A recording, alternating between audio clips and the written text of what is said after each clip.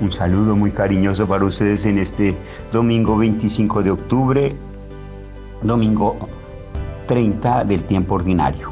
Leemos el Evangelio de San Mateo en el capítulo 22, versículo del 34 al 40.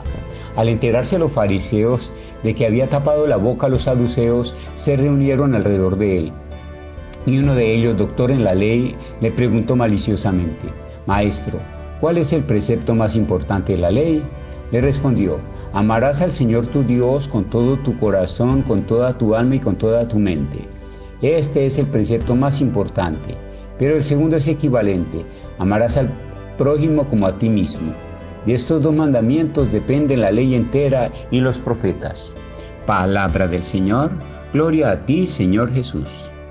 Saber que Jesús tuvo que vivir en un mundo de caos político, económico y religioso, en el que el deterioro de la centralidad de Dios ha permitido una supremacía de los representantes de poderes hegemónicos que buscan fortalecerse, olvidándose que Dios se ha fijado en su pueblo y entre ellos en los más humildes, permite entender que Jesús tuvo que desempeñarse en medio de ese mundo hostil. Muchos de estos personajes vieron arriesgarse su puesto y reconocieron en Jesús una amenaza. Jesús, Maestro, vivió en medio de este mundo que desorientaba y reprimía la grandeza misma de la vida, y aprendió en él a ser luz y maestro. Su vida y su testimonio están cargados de lecturas de esa realidad, en estrategias para actuar respondiendo con su fuerza salvadora ante cada situación ensombrecida por la presencia de la muerte, que fue venciendo donde quiera que la encontró y en sus diversas expresiones.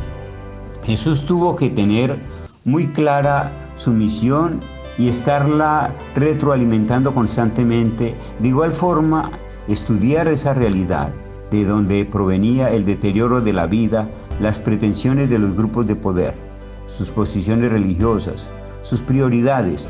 Tuvo que ser muy estudioso y analítico, leyendo el sentido de la ley, observando el desfase entre quienes eran sus defensores y los motivos por los que la ley dejó de ser respuesta salvadora y liberadora de Dios para convertirse en instrumento de opresión y sufrimiento en el pueblo.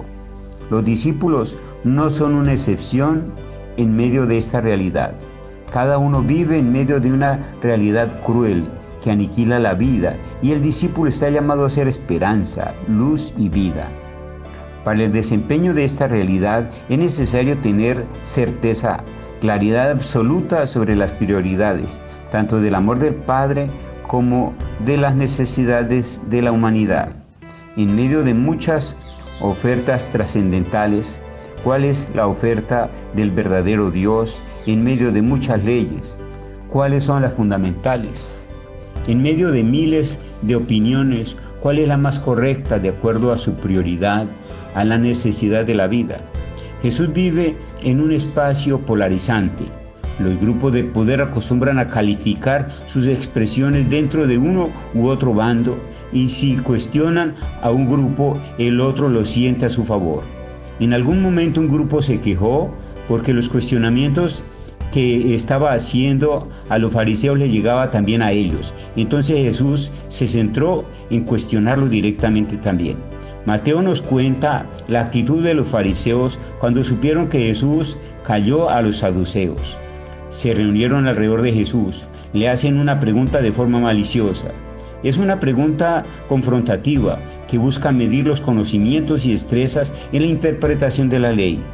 Me gusta la sabiduría de Jesús. Su capacidad para definir lo prioritario le lleva a detectar los dos mandatos de los que depende la ley entera y los profetas. La pregunta fue: ¿cuál es el precepto más importante de la ley? Implica conocer toda la ley, jerarquizarla, priorizarla. ¿Qué más? Lo hizo con una maestría excelente. Le respondió con una enorme humildad, sin ahondar en la presencia maliciosa que hacían a su alrededor. Mostró así su propia prioridad, la prioridad de su vida. Es hermoso encontrar que en toda esa malicia, competencia de poderes, situaciones destructoras de la vida, la pobreza, la enfermedad, la exclusión. El amor es la propuesta de Dios.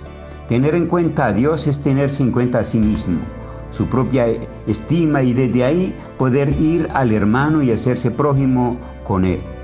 Esa es la prioridad que debe rondar en el todo momento, que compromete a todo el ser, desde donde se toman todas las decisiones, de donde se rijan todas las profesiones de fe. Tener clara la prioridad y confesarla de todo corazón es seguridad de estar lleno de luz, con posibilidad de entregarla de donde quiera que se viva. Qué importante es tener a Jesús como único Maestro. Qué bueno es llenarnos de su luz. Gloria al Padre, al Hijo y al Espíritu Santo, como era en un principio, ahora y siempre, por los siglos de los siglos. Amén. Oh Santa Teresita, patrona nuestra, enséñanos el caminito de tu infancia espiritual. La bendición de Dios, que es Padre, Hijo y Espíritu Santo, descienda sobre ustedes y los acompañe siempre. Amén. Muchas gracias por la atención prestada.